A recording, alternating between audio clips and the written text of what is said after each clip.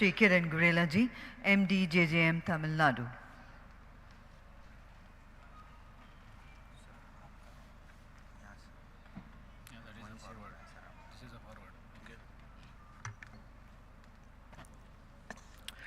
Respected Chair,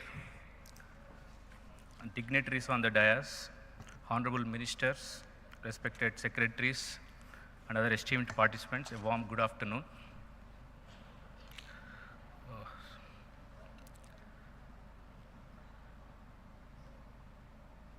Okay. So this is I just like to present a snapshot of Tamil Nadu.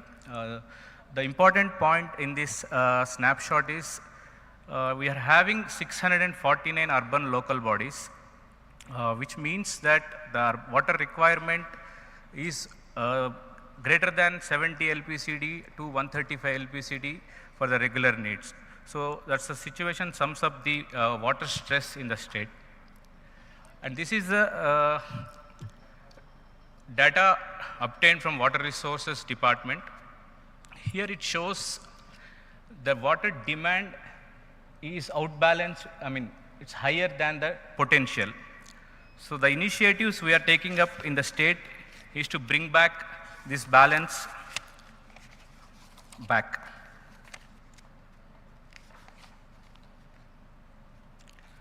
So basically Tamil Nadu, 73% of the state is hard rock stratum.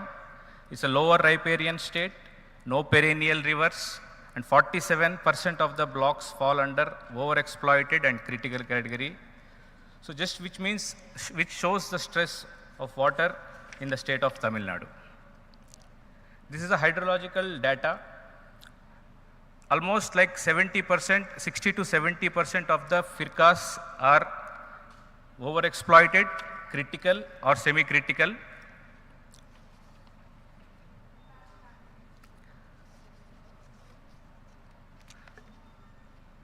So in order to address this stress, we just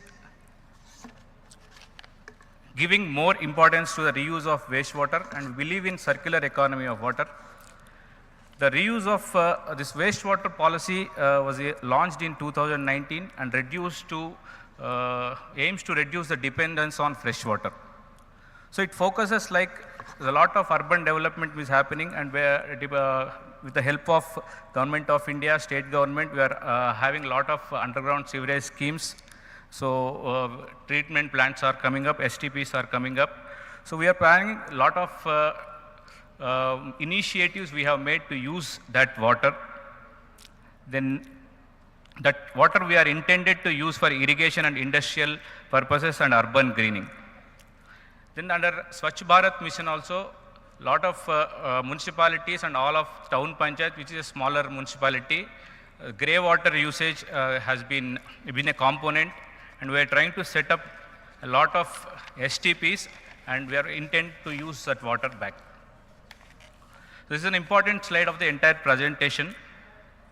Chennai became the first city in India to supply the secondary treated water to industries in 1991. So by 2019, in fact, in 1991 itself, 90 MLD capacity was installed for these TTRO plants, but the offtake was very minimal. If you can see that slide, the offtake in 2019 is 25 MLD from these TTROs, and which is increased to 80 MLD currently. Encouraged by this fact, the state has taken a special initiative to supply wastewater to these SIPCOT industrial parks. These are industrial parks which have a water requirement, and the Chennai plants, the water is used by the industrial units. So we have planned 14 such TTROs to a capacity of 102 MLD just to supply the water to the industrial needs. Similarly, in 2022, the TTUF, tertiary treatment ultrafiltration, this one we are using for lake rejuvenation and circular water usage. This is a 10 MLD capacity plant. We treat the secondary treated water is again used to recharge the Porur and Perungudi lakes, which will be again taken for treatment and to supply for the water needs of the city. So it completes the circular economy of water cycle. Now, in order to improve the water use efficiency, several initiatives we have taken up the coming years. The first is under Jal Jeevan Mission, we have planned to explain this slide, I will tell a scenario. The Tamil Nadu Water Supply and Drainage Board majority supplies the bulk water by having combined water supply schemes. And water is given to the OHTs of village panchayats, town panchayats, municipalities and corporations. So the Tamil Nadu Water Supply Board generally bills based on the supply from their water treatment plants, whereas the panchayats, they start their management from the OHTs. So there has always been a dispute between the water supplied and water used. And the Tamil Nadu Water Supply Board bills on the capacity, bills on the, based on the pumped water from the WTPs, whereas the panchayats dispute because obviously there will be NRW, leakages and everything. So in order to do away with this, and we have come up with a smart metering with a centralized monitoring system. This would be again in tune with the command control system envisaged by the new JJM guidelines. So we plan to fit these IoT based smart meters, which would help in accurate data and help in fairer billing and more efficient water revenue collection.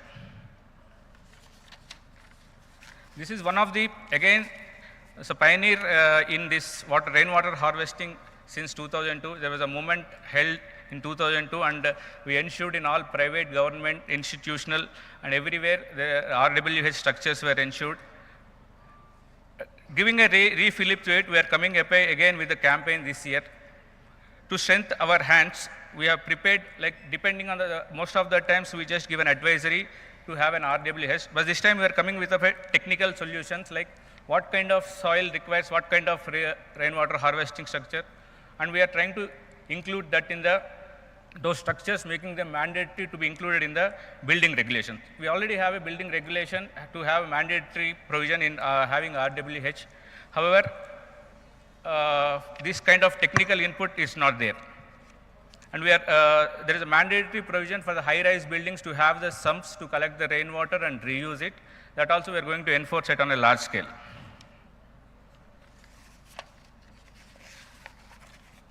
So we have this water resource management through hydrogeological management maps.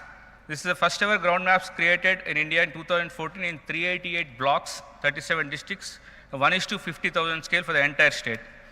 This is to identify groundwater potential zones and recharge areas, plan type of bore wells, infiltration wells, open wells for water supply schemes, and these maps were handed over to Rural Development, Central Groundwater Board, Agriculture Department, and all the district collectors.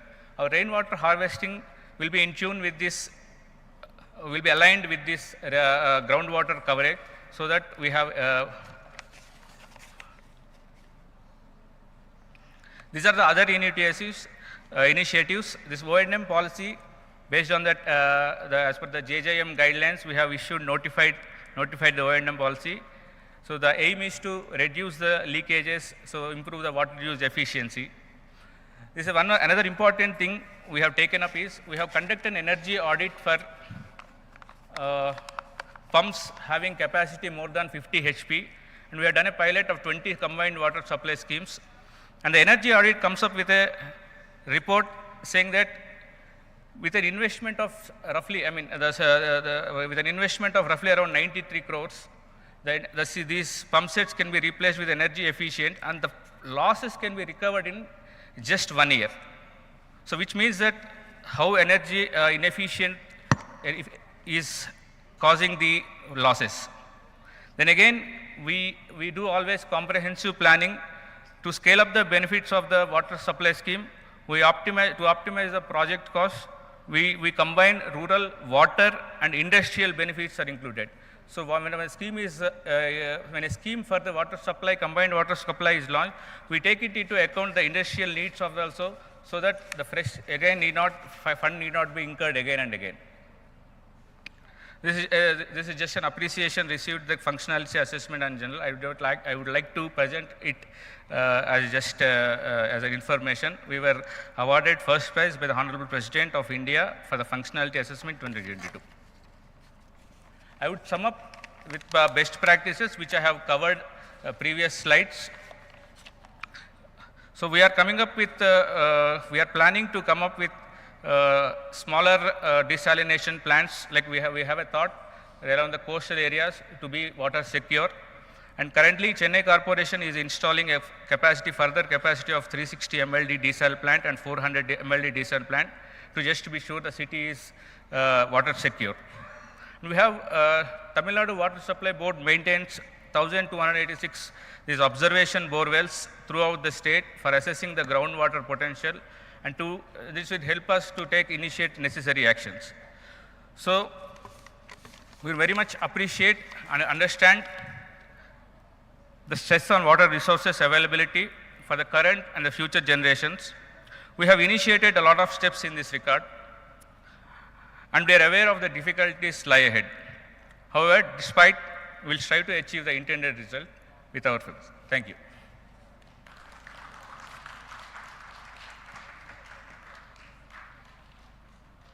Thank you very much indeed, sir. And with that,